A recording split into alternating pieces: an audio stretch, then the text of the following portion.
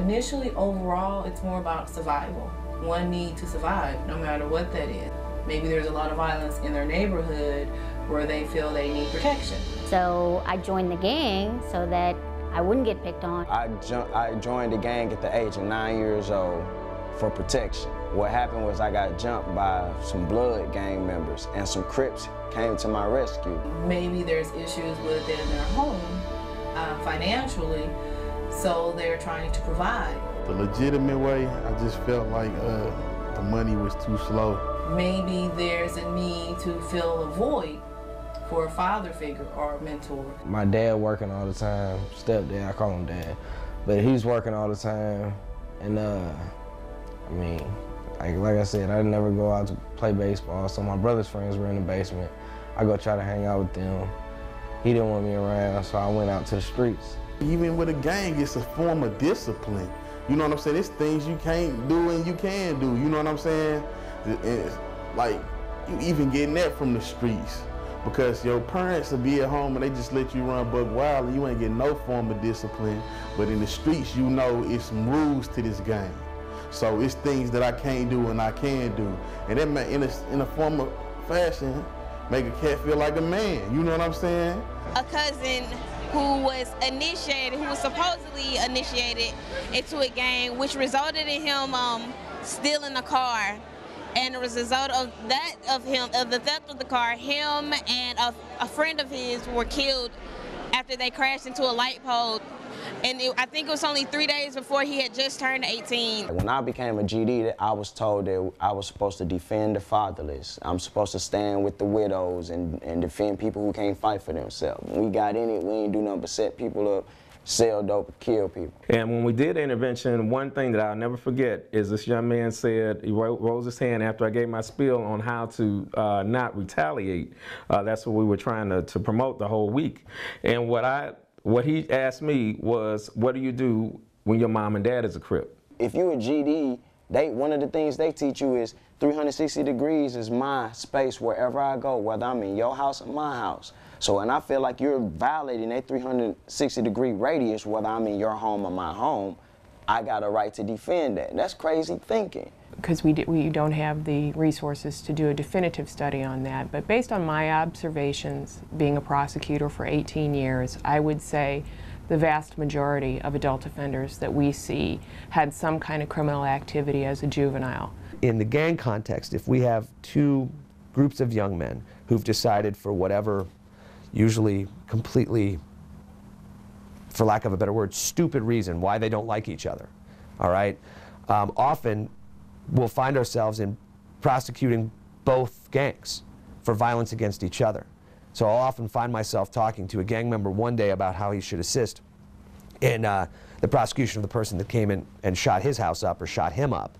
And a week later, he will be the primary suspect in another shooting.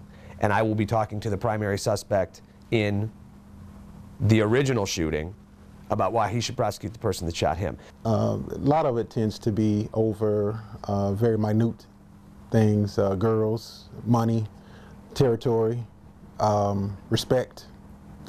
Those are the main factors that we see, that we deal with the most. Well, it's difficult for us to really put a hard number on gangs because they're kind of fluid in St. Louis.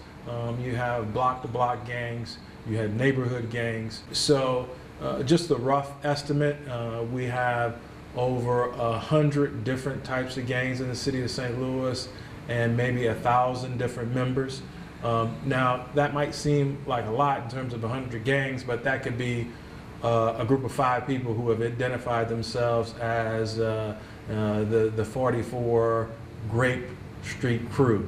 Well, in the city of St. Louis, as Chief Eisen probably mentioned, that most of their gang issues are associated to specific neighborhoods.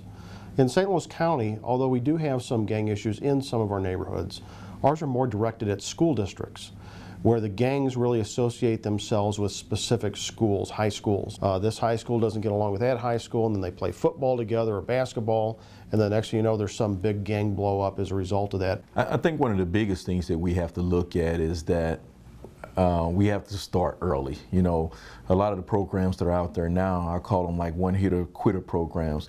We need to address these youth when they're in elementary school, come up with programs that are sustainable, not only in elementary, but middle school, including all the way up into high school. Just a little background about myself. I'm a captain on the police department right now, but I used to be the gang unit supervisor for 7 years as a sergeant. And my strategy and tactics as far as youth violence and gang and stopping and deterring that culture, incarceration is not the key. Anything you don't know about gang banging and slanging before you go to jail, you learn it when you get there. I think some of the long-term solutions, I think the first one is to create jobs. The industries are gone. It left with NAFTA. Our jobs are gone overseas. There are not a lot of jobs for people, for unskilled workers. And I think that we're going to have to give them jobs because we know that they have a business and we know what their business is. And we need to take that product and put a new product in their hands. It has to start with education. It has to start with communication. And it has to start with just the family outreach. You know, getting the families involved into the people's lives, you know, educating them on the hazards of this activity and communicating our feelings, our wishes, our hopes, our dreams to our young people to give them a better outlook on life.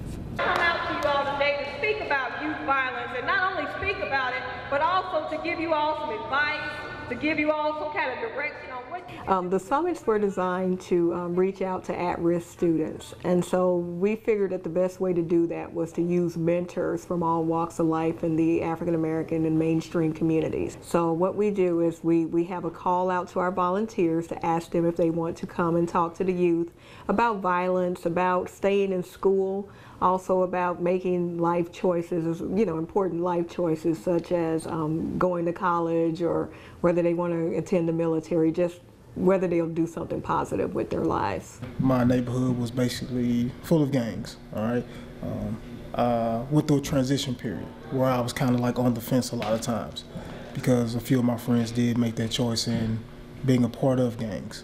But I had a lot of mentors involved in my school as well as my community and family where they assisted me in my decision making. The Urban League launched the Stop the Violent initiative in 2009 for several reasons. We weren't making a dent. We weren't making a difference. We were not communicating with the youth and we were not collaborating, meaning the nonprofits and agencies in the St. Louis area that deal with youth violence or violence in general. I believe in what the Urban League is doing, first of all, helping our people and helping our community. Once you are part of something that isn't really positive, it's more negative, and it's breaking you down, it's not really building you up, I think that people start to see that and they lose themselves, they lose family, they lose a lot being in it, thinking that they're gaining, you know, their,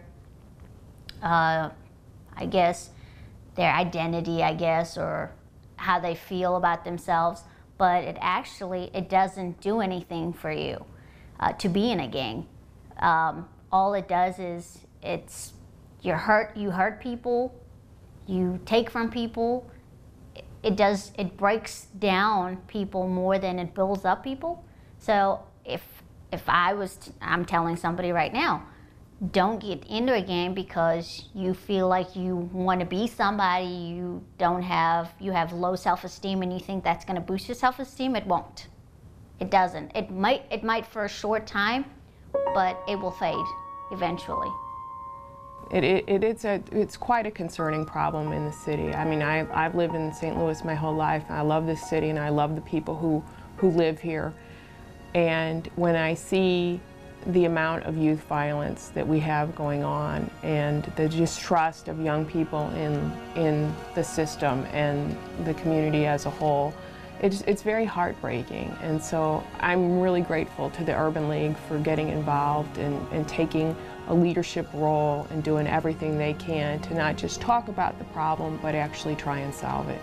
Somebody killed my little brother, and because I made this change, it was really hard for me to understand how my brother was taken out and I couldn't do nothing about it because I had to stick to this change. The worst thing about believing in the hood, believing in the gangs and all of that is when if you do get a chance to make it out, is the fact that you know that you was lied to, that you was suckered. But when I found out it was so fake and it was not real, and I've been doing 10 times better since I left the streets, that's the part that hurt, that I could have been doing better. I could have been being a better example, a better, bigger brother and a better person myself, instead of causing everybody all that heartache. That's the part I regret.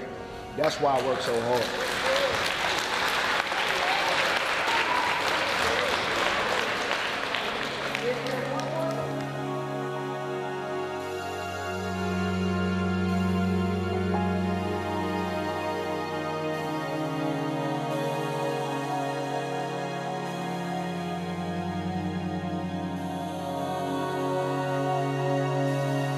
The way to really deal with violence is to have discussions, to really sit down and talk about this, because we all have people in our families who may be in a gray area, you know, and everybody thinks that it couldn't happen to them until it does happen. So that's one of our points, our main points of having youth gang summits and violence summits, is to talk to the youth before it's too late.